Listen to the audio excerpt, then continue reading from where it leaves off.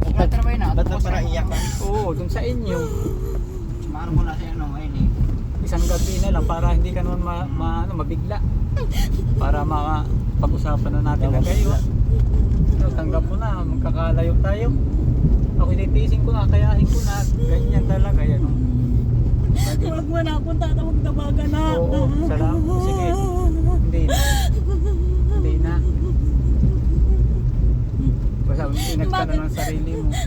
Sabihin mo naman. Kumusta lang, siyempre nakasama ka sa boy. Aileen, pumunta ka na dito. Sabi ako sa iyo, gusto kita makasama. Hindi ko pang nakikita si Kalorin at si Rialin. Kaya nga ay. Alam mo naman yung mga anak ko, buhat magsama tayo, hindi man sila pakita si Ronald lang, si Rian. Ay, pando na sa alas kay Inini si Tuti.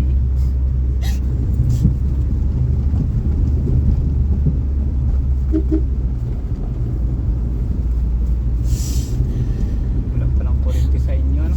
Hindi ko yung may chat-chat ng aking spot.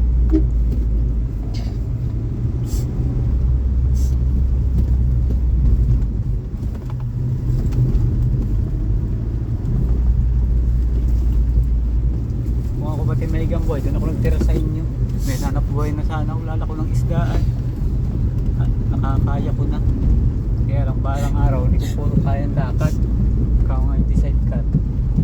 May lakad, may kaya mag-aral magmotor.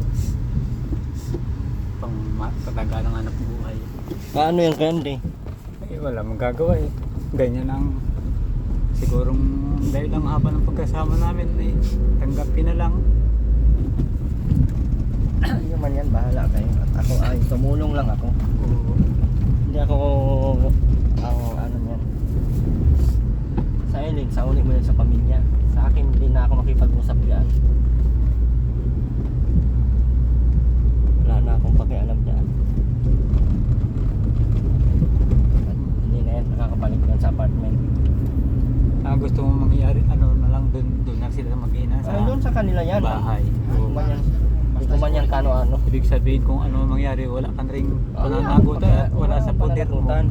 Siya nga, inisip ko rin yung Ayan. sabi ng sinabi rin sa akin ng mga magulang Wala ko akong yan, tatay ko. pananagutan. Pagkakain, kakakain din, tao yan sabi, piling gutumin siya. Sa nga naman, eh kung paano pa yan, kung ano mangyari, sagutin mo yan, nasa iyo. Sa nga naman, Kaya nga, kaya nga alam namin ang problema. wala ko na ng problema ngayon. Hirap nga. Tigas ang utak. Ayaw ko niya. Saka ang inaano ko, pag nabuntis, may kung hindi na nanganganak. Kasi ako, hindi ko na ako'y maigi rin ang pamumuhay. Eh, wala na, asa lang sa kaunting lakas ko pag wala naman.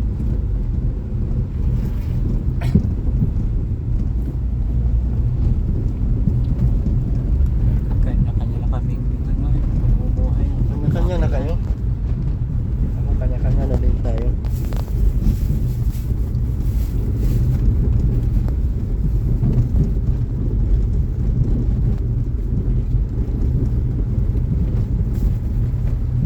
Kaya Linda, ayaw din dyan.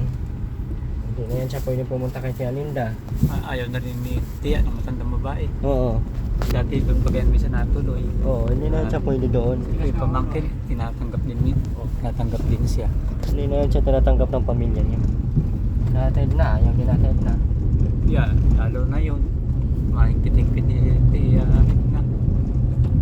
Manas man yan sa buhay at para ano yan ay kahit ano-ano pati chinichismis niya.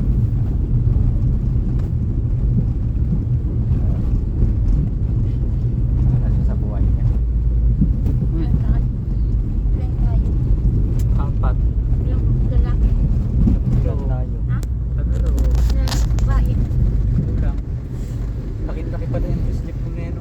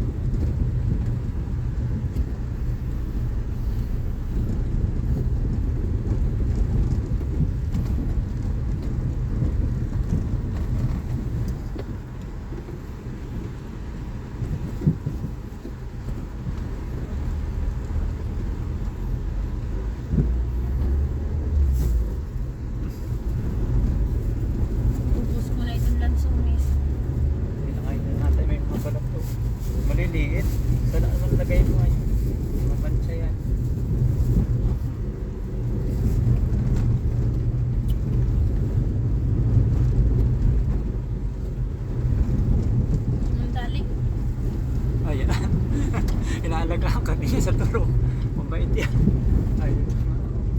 Sulo-sulo lang. Mabait yun. Midwife mo. Kaya na uwi sa Santa Elena. Midwife na Eileen. Oo. Wait pala kayo. White. Midwife. Midwife na Eileen. Natulungan kayo nun? Kaya si Aileen, di ano mga vitamin gamot.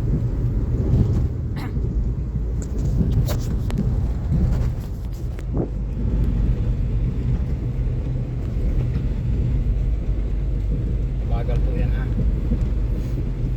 30. 20.